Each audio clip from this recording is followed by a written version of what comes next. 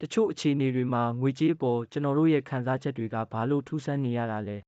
ဲငွေဝင်လာလို့ပျော်ရမှာကိုမပျော်ပဲတမျိုးကြီးဖြစ်နေတာမျိုးပေါ့ဒါမှမဟုတ်ငွေသုံးရမှာကြောက်ပြီးကိုအပြစ်တင်မိနေတာမျိုးကျွန်တော်တို့အခုပြောပြမဲ့စာအုပ်တစ်အုပ်ကနေငွေကြေးနဲ့ပတ်သက်တဲ့အတွေးခေါ်သစ်တွေဘယ်လိုရခဲ့လဲဆိုတာပြောပြချင်ပါတယ်အမီလီနာကော့စကီရဲ့ခန့် SUR ဆိုတဲ့စာအုပ်ပါဒီစာအုပ်ကလူသားတွေရဲ့တုံ့ပြန်ပုံတွေအကြောင်းအဓိကပြောထားတာပါဒါပေမဲ့ကျွန်တော်တို့တေချာစဉ်းစားကြည့်တဲ့အခါကျွန်တော်တို့ရဲ့ငွေကြေးနဲ့ပတ်သက်တဲ့အပြုအမူတွေမှာလည်းအံ့ဩစရာကောင်းတဲ့ဆက်စပ်မှုတွေရှိနေတာကိုတွေ့ရပါတယ်ဒီဗီဒီယိုလေးမှာစာအုပ်ထဲကအကြောင်းအရာတွေကိုစိတ်ဝင်စားစရာကောင်းတဲ့အပိုင်း7ပိုင်းနဲ့ဆွေးနွေးသွားပါမယ်ကျွန်တော်တို့ရဲ့ကိုယ်ပိုင်ငွေကြေးပုံစံ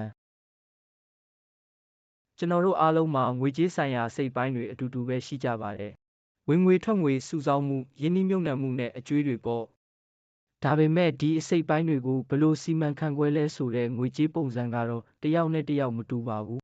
စာအုပ်ထဲမှာပြောထားသလိုပဲကျွန်တော်တို့ခန္ဓာကိုယ်တွေကအခြေခံစိတ်ပိုင်းတွေအတူတူပဲရှိပေမဲ့စီစဉ်ပုံမတူကြပါဘူးငွေကြေးကိုဘယ်လိုစီမံခန့်ခွဲပုံစုဆောင်းပုံယင်းနှိမ့်ညံ့ပုံနဲ့သုံးစွဲပုံကွာခြားမှုတွေဟာပုံမှန်ပါပဲတချို့သူတွေရဲ့ငွေကြေးခီးလန်းကပုံမှန်အမျိုးအစားတွေနဲ့မကိုက်ညီတာမျိုးလည်းရှိနိုင်ပါတယ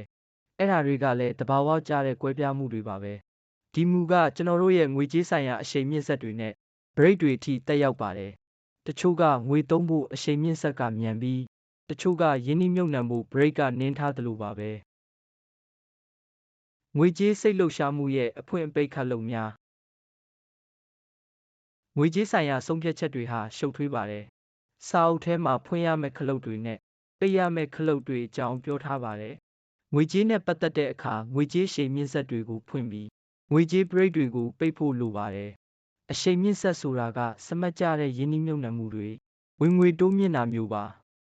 break ဆိုတာကစိတ်လိုက်မှန်ပါသုံးစွဲမှုတွေအတိုးကြီးတဲ့အကျွေးတွေလိုမျိုးပါကျွန်တော်တို့ရဲ့ငွေကြေးစိတ်လှုပ်ရှားမှုစနစ်နဲ့ငွေကြေးထိန်းချုပ်မှုစနစ်တွေကတစ်ယောက်နဲ့တစ်ယောက်ကွာခြားကြပါတယ်တချို့ကငွေသုံးဖို့အရှိန်မြင့်ဆက်ကမြန်ပြီးတချို့ကငွေကြေးဆိုင်ရာအန္တရာယ်တွေယူဖို့ break ကအာရုံခံနိုင်လုံးပါတယ်ဘာကကျွန်တော်တို့ရဲ့ငွေကြေးဆိုင်ရာဖွင့်တဲ့ခလုတ်ပိတ်တဲ့ခလုတ်ဖြစ်တယ်ဆိုတာကကျွန်တော်တို့ကိုယ်တိုင်နဲ့အခြေအနေပေါ်မှာမူတည်ပါတယ်ပတ်ဝန်းကျင်နဲ့စိတ်အခြေအနေကငွေကြေးကိုဘယ်လိုပုံဖော်လဲစာအုပ်ကပတ်ဝန်းကျင်ကအတွေ့အကြုံတွေကိုဘယ်လိုပုံဖော်ရဲဆိုတာပြောပြထားပါတယ်ကျွန်တော်တို့ရဲ့ငွေကြေးနဲ့ပတ်သက်တဲ့ဆုံးဖြတ်ချက်တွေဟာပတ်ဝန်းကျင်နဲ့ကျွန်တော်တို့ရဲ့စိတ်အခြေအနေပေါ်မှာအကြီးအကျယ်မူတည်နေပါတယ်စီးပွားရေးအခြေအနေလူမှုရေးဖိအားတွေဒါမှမဟုတ်ကြော်ညာတွေလိုမျိုးပြင်ပအခြေအနေတွေကကျွန်တော်တို့ကိုလွှမ်းမိုးပါတယ်စိတ်ဖိစီးနေလားစိတ်အေးချမ်းနေလားယုံကြည်မှုရှိလားကြောက်ရွံ့နေလားဆိုတဲ့ကျွန်တော်တို့ရဲ့အတွင်းစိတ်အခြေအနေကလည်းငွေကြေးဆိုင်ရာရွေးချယ်မှုတွေကိုပုံဖော်ပါတယ်ဒီအခြေအနေနှစ်ခုကအပြန်အလှန်တက်ရောက်ပါတယ်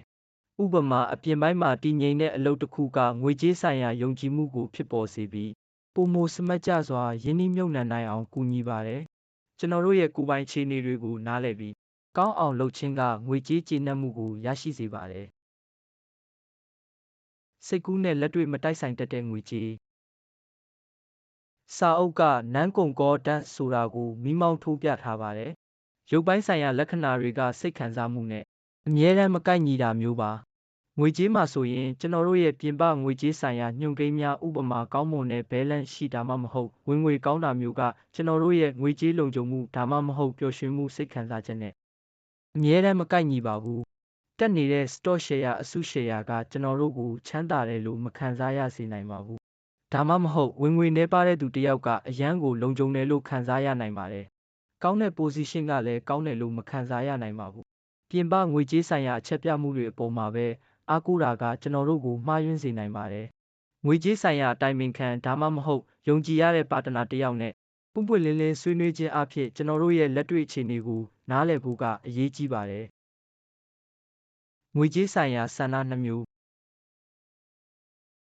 းဆန္ဒဆိုတာရုတ်တရက်ပေါ်လာတာဒါမှမဟုတ်တုံ့ပြန်မှုအနေနဲ့ပေါ်လာတာမျိုးနှစ်မျိုးရှိပါတယ်နှစ်မျိုးလုံးကပုံမှန်ပါပဲငွေကြေးနဲ့ပတ်သက်တဲ့အခါရုတ်တရက်ပေါ်လာတဲ့ငွေကြေးဆန္ဒဆိုတာကယင်းနှိမ့်ညံ့ခြင်းလိုက်တာလို့ဘာအကြောင်းမှမရှိပဲရုတ်တရက်တွေးလိုက်တာမျိုးပါတုံ့ပြန်မှုနဲ့ပေါ်လာတဲ့ငွေကြေးဆန္ဒဆိုတာကတော့ကောင်းတဲ့ယင်းနှိမ့်ညံ့မှုအခွင့်အရေးတစ်ခုကိုမြင်ရတဲ့အခါငွေကြေးဆိုင်ရာဆောင်ရွက်ခြင်းစိတ်ပေါ်လာတာမျိုးပါဒီနှစ်မျိုးလုံးကပုံမှန်ပါပဲတ တချို့ကရုတ်တရက်စုဆောင်းခြင်းစိတ်မရှိနိုင်ပေမဲ့တိုက်ခန်းဝယ်ဖို့လိုမျိုးကြီးမားတဲ့ပန်းတိုင်တစ်ခုကိုမြင်ရတဲ့အခါတုံ့ပြန်တဲ့ဆန္ဒကပေါ်လာပါတယ်ကျွန်တော်တို့ရဲ့ဆန္ဒပုံစံကိုနားလည်ခြင်းကငွေကြေးစီမံခန့်ခွဲမှုကိုဖိစီးမှုနည်းစေပြီးပိုမိုထိရောက်စေနိုင်ပါတယ်ငွေကြေးအောင်မြင်မှုရဲ့အမျိုးမျိုးသောပုံစံများစာအုပ်ထဲမှာပြောထားတာကအော်ဂဇန်တွေကအမျိုးမျိုးကွဲပြားပြီးအားလုံးကမှန်ကန်တဲ့ဒီလိုပဲငွေကြေးအောင်မြင်မှုဒါမှမဟုတ်ငွေကြေးပြည့်စုံမှုမှာလည်းပုံစံအမျိုးမျိုးရှိပါတယ်ငွေကြေးအောင်မြင်ဖို့အတွက်တစ်ခုတည်းသောမှန်ကန်တဲ့ပုံစံရဲ့လို့မရှိပါဘူးတယောက်အတွက်ကအလုပ်ကနေစောစောအနားယူခြင်းဖြစ်နိုင်ပြီးတခြားတယောက်အတွက်ကစီးပွားရေးလုပ်ငန်းငယ်လေးတစ်ခုပိုင်ဆိုင်ခြင်းဖြစ်နိုင်ပါတယ်အချို့အတွက်ဆိုရင်အရေးပေါ်ရန်ပုံငွေလုံလောက်စွာရှိုံနဲ့ကျေနပ်နေပါပြီပန်းနိုင်ကအမြဲတမ်းအများဆုံးစုဆောင်းမှုဖြစ်နေဖို့မလိုပါဘူးသတ်မှတ်ထားတဲ့ငွေကြေးအောင်မြင်မှုတစ်ခုကိုရရှိဖို့ဖိအားပေးတာကစိတ်ဖိစီးမှုကိုဖြစ်စေနိုင်ပါတယ်အဲ့ဒီအစားကျွန်တော်တို့ရဲ့ငွေကြေးဆိုင်ရာကောင်းကျိုးနဲ့ကျေနပ်မှုကိုအဓိကထားပါ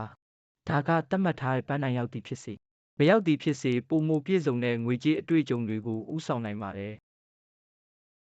စိတ်ဖိစီးမှုနဲ့စိတ်ခံစားမှုရဲ့ငွေကြေးအပေါ်တက်ရောက်မှုစာအုပ်ကစိတ်ဖိစီးမှုနဲ့စိတ်ခံစားမှုတွေကကျွန်တော်တို့ရဲ့တုံ့ပြန်မှုအပေါ်ဘလို့နဲ့တက်ရောက်တယ်ဆိုတာကိုအလေးပေးထားပါတယ်ငွေကြေးမှာဆိုရင်စိတ်ဖိစီးမှုကတိုက်ခိုက်ပြေးသို့မဟုတ်ရက်ဆိုတဲ့တုံ့ပြန်မှုတွေကိုဖြစ်ပေါ်စေနိုင်ပါတယ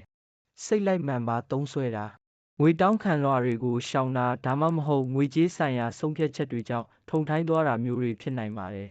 နာတာရှည်ငွေကြေးဖိစီးမှုကအန္တရာယ်ရှိပါတယ်စိုးရိမ်ပူပန်မှုကြောက်ရွံ့မှုဒါမှမဟုတ်ပျော်ရွှင်မှုလိုမျိုးကျွန်တော်တို့ရဲ့စိတ်ခံစားမှုအခြေအနေကငွေကြေးဆိုင်ရာရွေးချယ်မှုတွေကိုတိတိတတ်တာတက်ရောက်ပါတယ်ငွေကြေးပေါ်ထားရှိတဲ့ကျွန်တော်တို့ရဲ့တွေ့တာမှုပုံစံတွေကလည်းငွေကြေးဆိုင်ရာဆက်ဆံရေးနဲ့အပြုအမူတွေကိုလွှမ်းမိုးပါတယ်စိတ်ပိုင်းဆိုင်ရာလုံခြုံမှုရှိတာကပိုမိုကျေနပ်စရာကောင်းတဲ့ငွေကြေးဆုံးဖြတ်ချက်တွေကိုဥဆောင်နိုင်ပါတယ်ယဉ်ကျေးမှုဓလေ့တွေကငွေကြေးမြင်ကိုဘလို့ပုံဖော်လဲစာအုပ်ကယဉ်ကျေးမှုဓလေ့တွေကကိုယ့်ကိုယ်ဘလို့မြင်လဲဆိုတာပုံဖော်တယ်လို့ထောက်ပြထားပါတယ်